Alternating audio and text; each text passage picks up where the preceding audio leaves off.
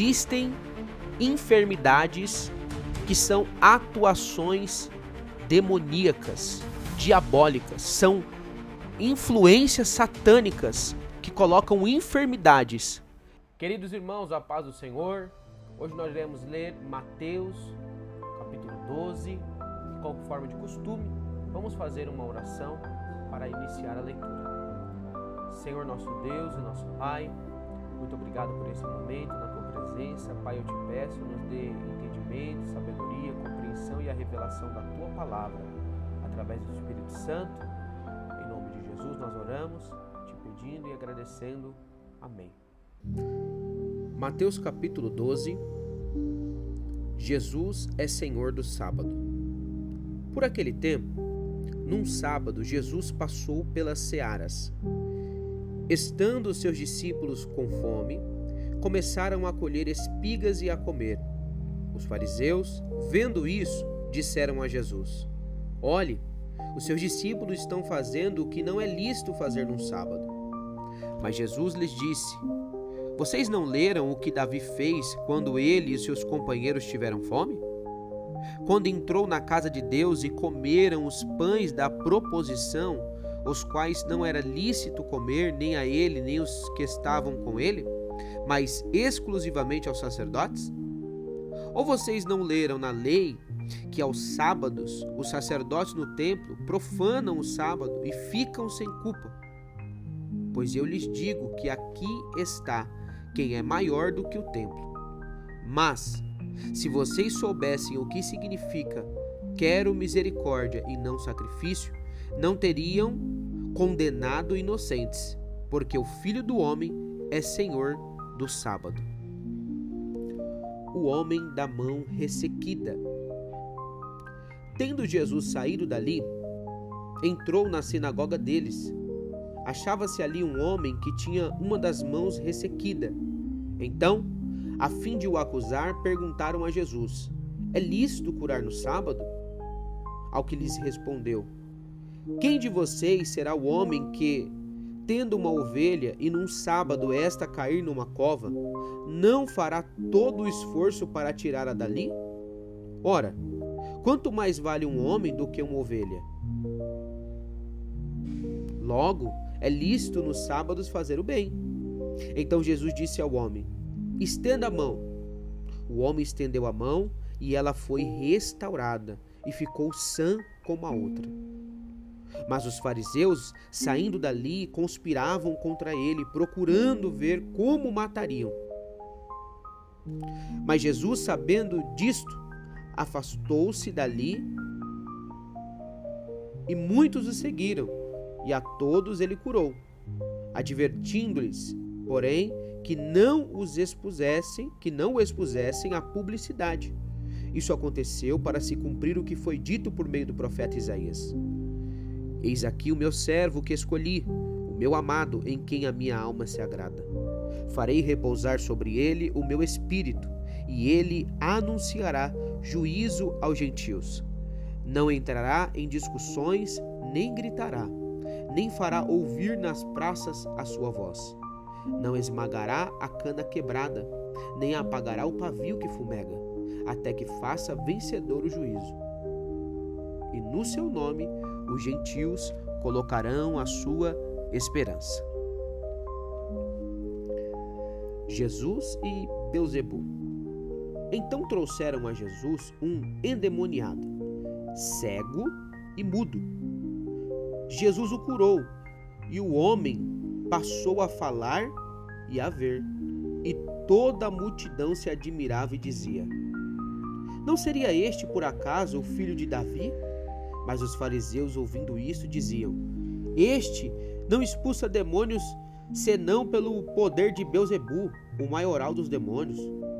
Mas Jesus, sabendo o que eles pensavam, disse-lhes: Todo reino dividido contra si mesmo ficará deserto, e toda cidade ou casa dividida contra si mesma não subsistirá. Se Satanás expulsa Satanás, está dividido contra si mesmo, como então o seu reino subsistirá? E se eu expulso os demônios por Beelzebul, por que o filho de vocês os expulsa? Por isso, eles mesmos serão os juízes de vocês. Se, porém, eu expulso os demônios pelo Espírito de Deus, certamente é chegado o reino de Deus sobre vocês. Ou como pode alguém entrar na casa do valente e roubar-lhe os bens sem primeiro amarrá-lo? E só então saqueará a casa dele. Quem não é por mim, é contra mim, e quem comigo não ajunta, espalha. Por isso, digo a vocês que todo pecado e blasfêmia serão perdoados aos homens, mas a blasfêmia contra o Espírito não será perdoada. Se alguém disser alguma palavra contra o Filho do Homem, isso lhe será perdoado. Mas se alguém lhe falar contra o Espírito Santo, isso não lhe será perdoado, nem neste mundo, nem no porvir.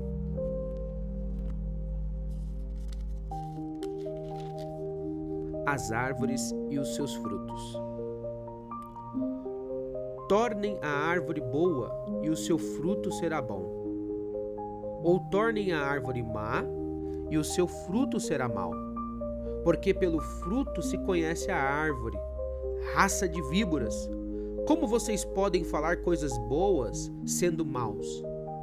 Porque a boca fala do que está cheio o coração. A pessoa boa tira do tesouro bom coisas boas, mas a pessoa má do mau tesouro tira coisas más. Digo a vocês que, no dia do juízo, as pessoas darão conta de cada palavra inútil que proferiram. Porque pelas suas palavras você será justificado, e pelas suas palavras você será condenado. O sinal de Jonas. Então alguns escribas e fariseus disseram a Jesus: Mestre, queremos ver algum sinal feito pelo Senhor. Mas ele respondeu: Uma geração perversa e adúltera pede um sinal, mas nenhum sinal lhe será dado, senão o do profeta Jonas. Porque assim como Jonas esteve 3 dias e 3 noites no ventre do grande peixe, assim o Filho do Homem estará 3 dias e 3 noites no coração da terra.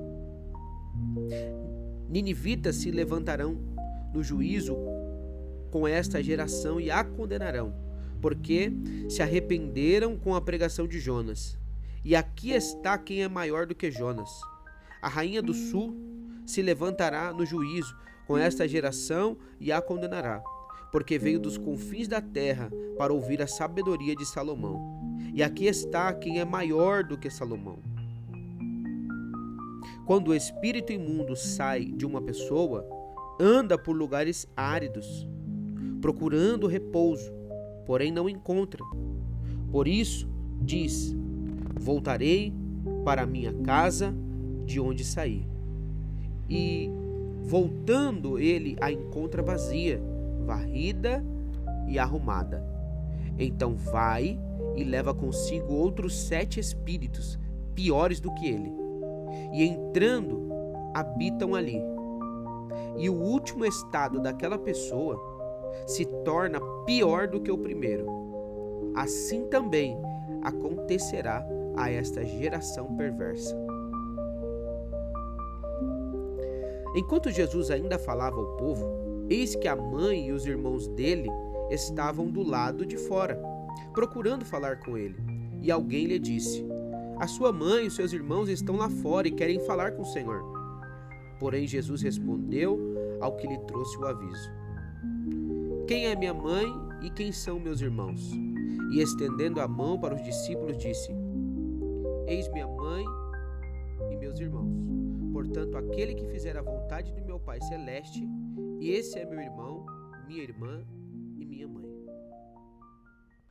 Queridos irmãos, Mateus 12 é recheado de ensinamentos de diversas áreas, mas um dos que mais me chama a atenção é a forma como a religiosidade vai cegar as pessoas. É triste você notar que as pessoas andaram com Jesus e ainda assim não pôde enxergar a sua divindade, não pôde enxergar e reconhecer que ele era o próprio Deus. pessoas que se diziam espirituais, pessoas que se diziam crentes, servas de Deus, foram as que mais se opuseram ao ministério, à chamada, à missão do Senhor Jesus. Jesus conta uma parábola e ele diz: qual dentre vocês, vendo uma de suas ovelhas cair numa cova no dia de sábado, não vai até lá para ajudar e pegar? Jesus conta isso mostrando a hipocrisia daqueles homens. E é interessante porque um dos principais sinais de alguém que é religioso é a sua hipocrisia. De alguém que fala no nome de Deus, usa o nome de Deus, mas o seu coração e as suas palavras estão não bate, não tem comunhão entre elas, porque as ações são diferentes daquilo que a pessoa pronuncia. E isso é o que vai de encontro justamente ao que os fariseus estavam fazendo. Jesus fala: se vocês fazem isso com os animais de vocês, com as ovelhas de vocês, e aqui tem uma coisa bem sutil no ar, que é a ovelha, para aqueles homens, para aquele cenário, representava algo de valor. Não era simplesmente a ovelha como um valor emocional, como nós temos hoje com um pet, né? Com um cachorrinho, um gatinho, você que tem aí um pet e cria esse vínculo até familiar e realmente numa situação de perigo, né? Você ir lá e socorrer o seu animalzinho.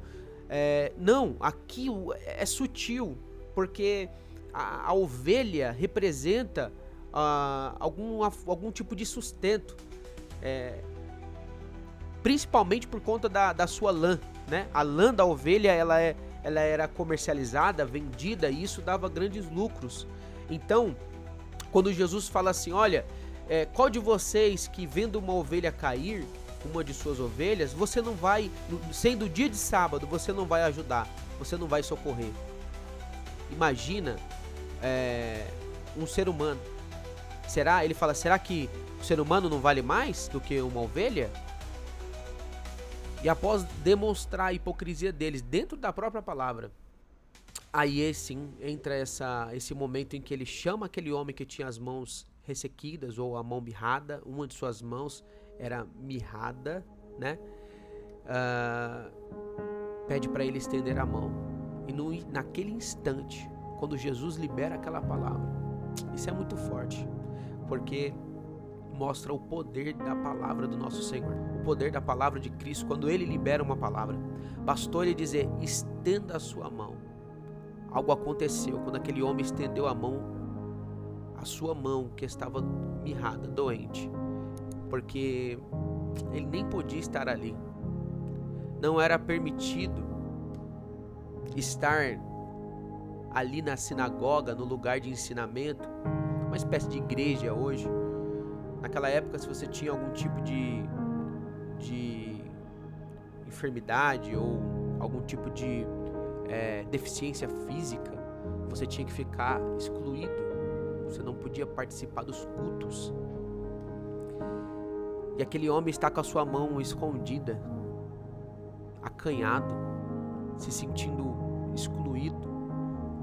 E aí Jesus olha justamente para ele e diz: estenda a sua mão. A mão que representava vergonha, que ele a estava escondendo, é justamente aonde Jesus vai.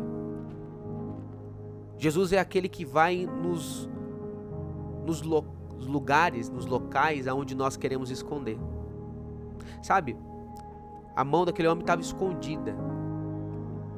Aí Jesus vai justamente lá, na raiz do problema. E ali não era só uma cura física, não. Não era somente a cura da sua mão. Era também uma cura da alma, uma cura emocional que aquele homem recebera naquele instante. Ele volta a ter a sua mão perfeita, assim como a outra. E agora, quando isso acontece, ele se torna apto para exercer tantas coisas, tanto para participar do culto, do momento de adoração, como para exercer algum tipo de função, algum tipo de trabalho. E eu quero, através dessa palavra, profetizar sobre a sua vida que o mesmo Jesus que endireitou a mão daquele homem, daquela mão que representava a vergonha e que ele queria esconder. Jesus vai lá justamente aonde, dos nossos segredos, onde nós queremos esconder, e ele vem para curar e trazer ao original, ao formato original, à perfeição. A verdade é que o Senhor, Ele quer fazer da mesma forma nas nossas vidas.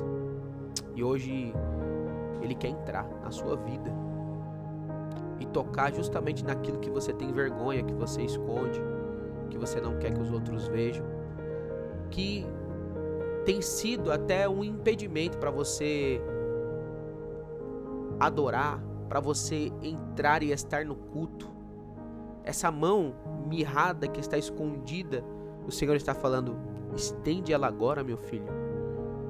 Estende ela, porque eu quero curar você. Eu quero tirar essa vergonha. Eu quero livrar você dessa vergonha. Receba essa palavra em nome de Jesus sobre a sua vida. E até aqui, eu não quero me alongar demais. Como eu disse, o texto ele é extenso, tem bastante coisa ainda para poderíamos comentar. Como, por exemplo, o Senhor vai encontrar com um homem endemoniado. Esse homem estava cego e mudo. E aqui tem um detalhe importante. Aquela enfermidade física era causada por algo espiritual, por uma atuação maligna. Aquela enfermidade física, porque, entenda uma coisa, existem enfermidades que são atuações demoníacas, diabólicas, são influências satânicas que colocam enfermidades. Este homem que era cego e mudo, não conseguia ver nem falar, por causa de uma atuação maligna. Jesus vai repreender aquele mal, vai curar aquele homem, e agora ele passa a enxergar e assume a capacidade, Jesus devolve a ele a capacidade de falar. Existem muitas coisas que nos impedem, enfermidades de diversas áreas, que são atuações de demônios, E eu quero, nesse momento, liberar uma palavra também sobre a sua vida. Não sei aonde você está, aonde chegou esse vídeo, mas se você chegou até aqui, eu quero profetizar sobre a sua vida. Eu quero profetizar a libertação sobre a sua vida. Que toda atuação maligna venha cair por terra contra a sua vida, contra a sua família, em nome do Senhor Jesus Cristo. Aonde você estiver, receba aí a cura, receba a libertação, receba agora, passe a enxergar em nome de Jesus, passe agora neste momento a poder a falar, tira essa trava para que você possa falar e o nome de Jesus seja glorificado. Eu não sei aonde o adversário tem atuado na tua vida, mas eu quero profetizar libertação em nome de Jesus. Receba aí onde você estiver a libertação em nome de Jesus. Amém? O mesmo Jesus que operou no passado, ele disse: vocês, meus discípulos, farão obras maiores do que estas. Então, meus irmãos, eu creio, o mesmo Jesus que operou lá atrás, ele opera em nossos dias também. Ele usa a minha vida, ele usa a sua vida para a glória do nome dele. Amém? Por fim, ele vai, quando isso acontece, ele expulsa muitos demônios. Alguns fariseus, novamente, a religiosidade cega, irmãos. Fuja de pessoas religiosas. Fuja de religiosidade. Jesus não nos chamou para sermos religiosos. Servir a Jesus é muito mais do que ir à igreja, do que ter algum tipo de rito religioso. Não, servir a Jesus tem a ver com o estilo de vida, a forma como eu trato as pessoas, a forma como eu lido, como eu tomo as minhas decisões, a forma como eu trato a minha família, a minha esposa, os meus filhos. Tudo tem que ser passado pelo filtro, né, da palavra de Deus. Então é muito mais do que isso. E a religiosidade, como eu disse, cega. Jesus opera milagres ali e os religiosos vão dizer assim: ele expulsa demônio pelo maioral dos demônios, por Beelzebul.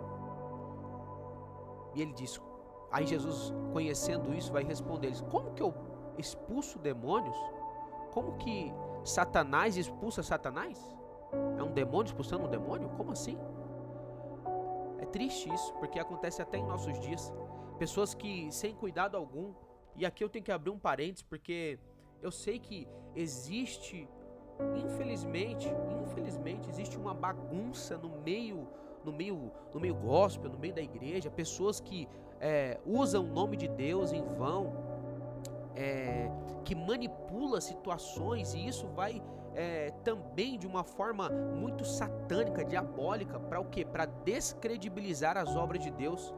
Mas entenda uma coisa, sempre haverá pessoas sinceras e verdadeiras. Sempre haverá os verdadeiros, e no meio dos verdadeiros haverá os falsos. No meio dos falsos haverá os verdadeiros. Sempre haverá. Por quê? Jesus disse, mais à frente nós vamos ver uma das suas pregações, ele dizendo que o joio, ele cresce junto com o trigo. E alguém disse assim: por que não arrancar o joio? Ele disse: não é o momento. Deixe que cresçam juntos. Então Jesus já alertou que no meio do trigo está o joio também, e que no tempo certo, no tempo da colheita, é o momento propício. Deus sabe o momento da colheita. Deus sabe o momento de separar o joio do trigo. No momento certo, irmãos, ficará claro os que servem e os que não servem, os que são fiéis e os que fingem ser fiéis. Tome muito cuidado, porque isso aqui é muito sério. Jesus disse: todo pecado na carne será perdoado. Aquele que pecar contra o Filho será perdoado. Mas aquele que pecar contra o Espírito Santo, aquele que blasfemar contra o Espírito Santo, esse não será perdoado. E às vezes a gente olha para pessoas que fizeram tantas coisas, irmãos, tantas coisas neste mundo de ruim uns com os outros. E aí, para este, o Senhor exerce misericórdia e perdoa. Mas para aqueles que blasfemaram contra o Espírito Santo e, de forma geral, blasfemar contra o Espírito Santo é resistir continuamente. É uma pessoa que resiste às obras de Deus e, mais do que isso, atribui a Satanás as obras do Senhor. Tome cuidado, tenha temor no seu coração. Aquilo que nós não entendemos, aquilo que nós não compreendemos, nós entregamos nas mãos de Deus. Não fomos chamados para ser juízes, pelo simples fato de não entendermos. É óbvio que existem ocasiões, situações em que nós devemos condenar as obras das trevas. Quando Satanás finge ser, ele veste uma pele de ovelha sendo lobo. É um lobo em pele de ovelha. E esses devem ser denunciados. Falsos profetas, falsos mestres, falsos pastores. Jesus disse: vocês conhecerão eles pelas suas obras, vocês conhecerão pelos seus frutos, porque uma árvore boa não pode produzir frutos maus, assim como uma árvore má não consegue produzir bons frutos. Então, pelos frutos nós conhecemos. Agora, o que não pode pelo fato de não entendermos alguma situação, nós atribuirmos a Satanás. Isso é extremamente perigoso, extremamente perigoso. Então, meus irmãos, fique com essa palavra. Que Deus abençoe você, que Deus abençoe sua casa, em nome do Senhor Jesus, e que você continue ao longo desse propósito, continue com essa leitura, tire períodos de oração, é importante, porque Deus tem feito maravilhas em nosso meio. Que Deus te abençoe, em nome de Jesus. Amém e amém.